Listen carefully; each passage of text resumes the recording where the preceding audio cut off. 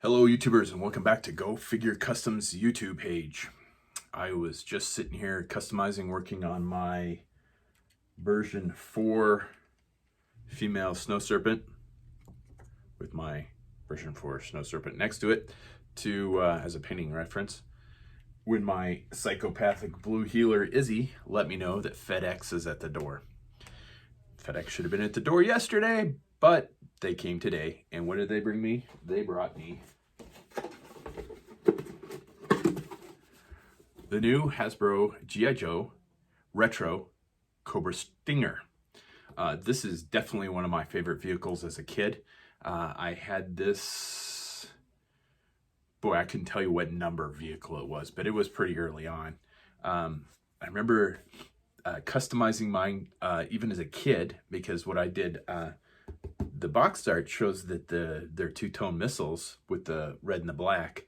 And if you remember, the pack rat came with black and red missiles that the engine part detached. So I talked my parents into getting me a pack rat just for the missiles to put on my Stinger to make it look more like the one on the box. So I'm kind of hoping that a retro pack rat comes out at some point in time so I can switch the missiles out. The other thing I did eventually was take the gun mount off my Vamp and put it on the Stinger, because I like the gun mount better on the Stinger than I did the missiles. I think I ended up giving the missiles to my Vamp. But anyway, so yeah, I've already unboxed it. Of course, 3 things we always talk about when I do a figure review is the box. This is pretty fucking cool. Aside from the multilingual file card, which I'm sorry, I just find it annoying. I get what they're trying to do, but I don't want a file card in 5 different languages. I don't need a file card in 5 different languages. I don't actually need a file card, but yeah, that completely ruins the retro feel for me, is having the multilingual stuff. Other than that, Hasbro, unlike Amazon, double boxed it. So it did come nice and in one piece. And yeah, I already took it out. So let's have a look at that and review it. And I've already put it together. I haven't put stickers on yet. So here it is. And I don't have a retro or a vintage one, but I do have the 25th anniversary one. So I'll get that here in a minute and compare it. So it is made out of very, very soft plastic. I think a lot of people are probably going to complain about that because it almost has a cheap feel to it. But to me, it feels durable. It feels like you could play with this and you're not going to break it. So I can see people bitching about the soft plastic that they used, how it has a cheap feel to it, but man, this thing is going to last forever.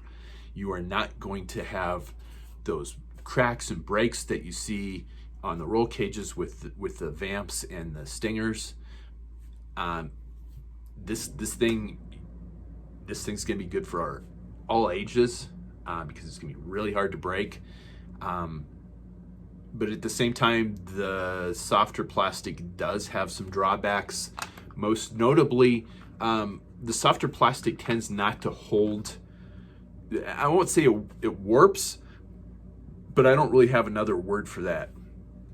It doesn't hold the shape that it should, and there is some gap in between the upper shell and the body frame. So it came in 2 major pieces, the upper frame and the lower. The wheels were already on there. I think that they already were on the vintage one as well. And then you had the tail board on the handrail. The rocket mount is in 3 pieces, and of course the rockets are all 1 piece, and then the gull wing doors and the roof, of course, clip on.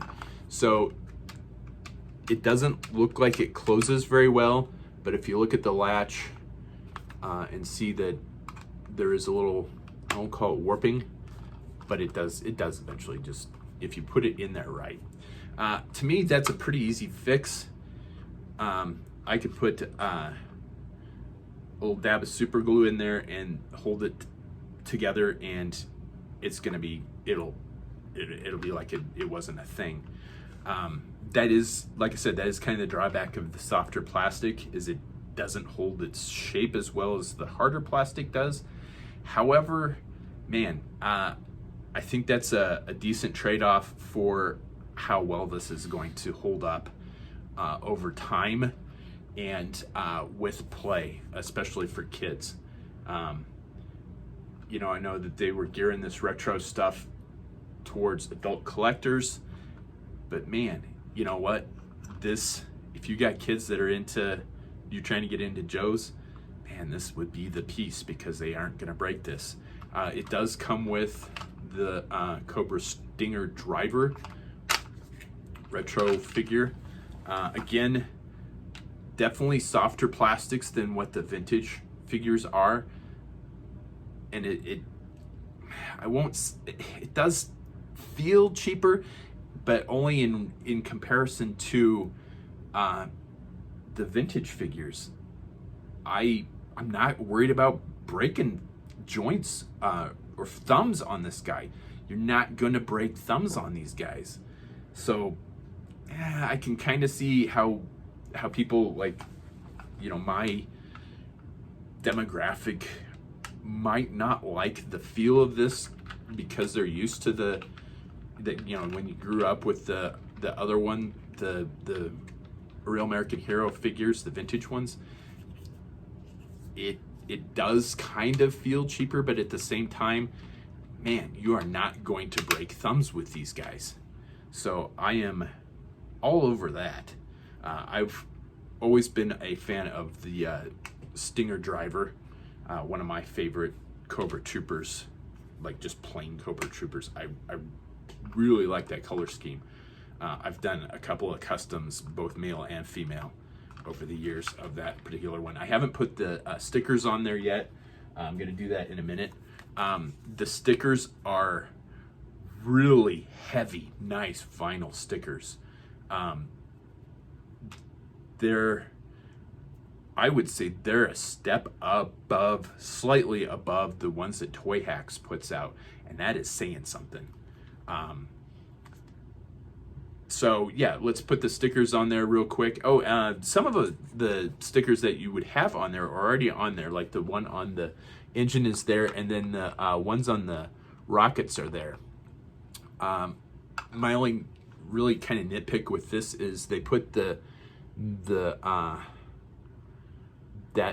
tampo on one side on all 4 rockets. I think they could have put it on one side on 2 rockets, the other side on the other 2 rockets, so it would be, you'd have that logo facing out on all 4 rockets. That's how I did it when I was a kid, but at the same time, you do have 4 of those stickers on there, so you can do that yourself.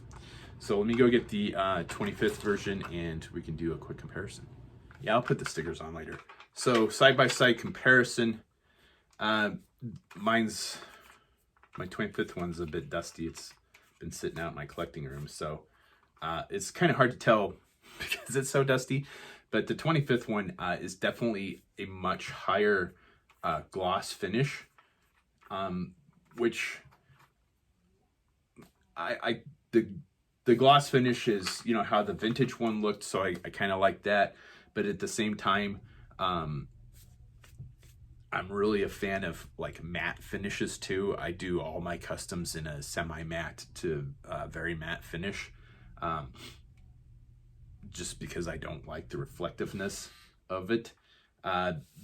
The winch isn't sculpted very well. The paint apps on the 25th one are definitely a lot better for some of the smaller details. And honestly, I really dig the plastic lights that they added, and I think the removable AK on that was instead of the molded shovel is one of the coolest features that the 25th anniversary one had. The 25th anniversary one did have the pack rat style missiles. You can see I've lost one of the engines to it, it's here somewhere. But all in all,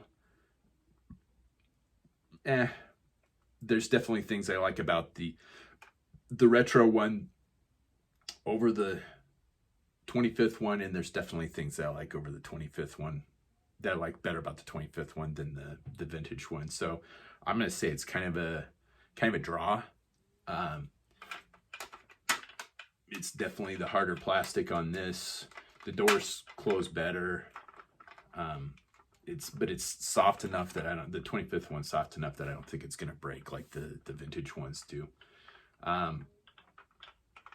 All in all, yeah, I think it's the retro one is fantastic. I think it's going to be very durable.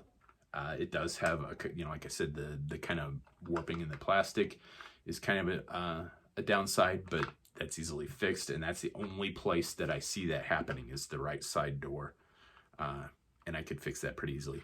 And the kind of lack of detail in the sculpt on the winch is kind of annoying now that I notice it.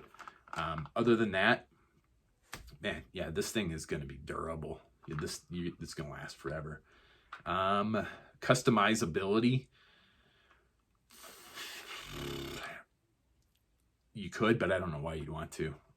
Aside from maybe fixing the warping on the plastic, weathering it, adding the silver on the grating like that's on the 25th one, doing a little dry brushing here and there to make the details pop, really is about the only thing that I could see that you'd want to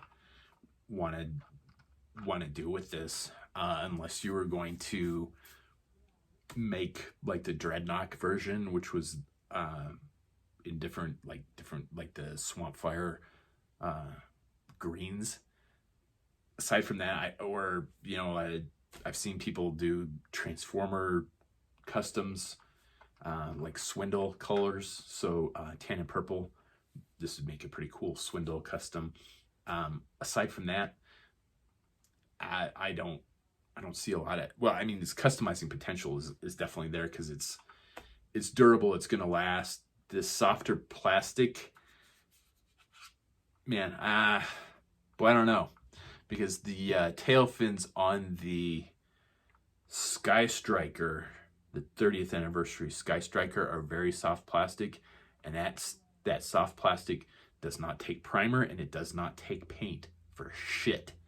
So I'm not going to customize mine, but I'm going to say that if you're going to customize yours, you might see some problems with that, because the softer plastic that Hasbro's used in the Sky Strikers, man, that was a headache getting those 4 customs made. You can see them right up here on those, especially the size stabilizing fins. Man, they are a real soft plastic.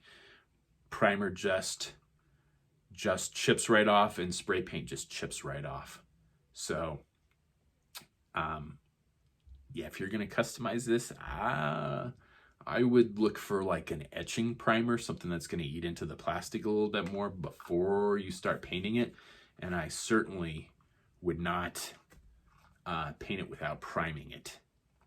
So yeah, that occurred to me just now, is that this softer plastic is not really good for customizing. Overall, do I think it's worth the price? Because it's not particularly cheap. I think it was like $40. I think it's a little bit much for what it is. But in this day and age, man, yeah, I think there's my airbrush. Hang on a sec, let me turn that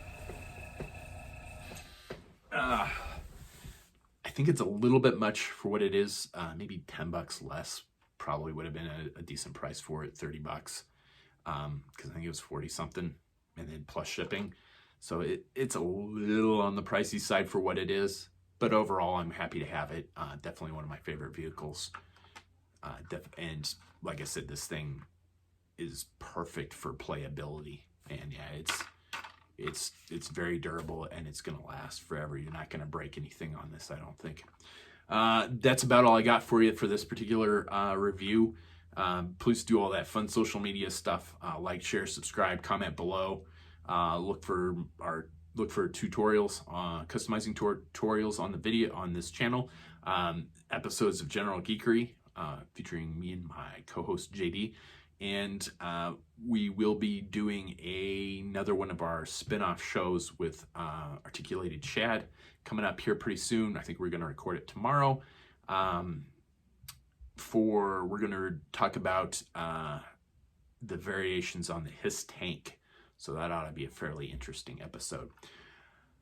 As always, please do that fun social media stuff. Like, share, subscribe, comment below. Tell me what you think about the Retro Stinger. Like it, hate it, pass, whatever. Throw your opinion in there. I always try and get back to everybody. And thanks for watching.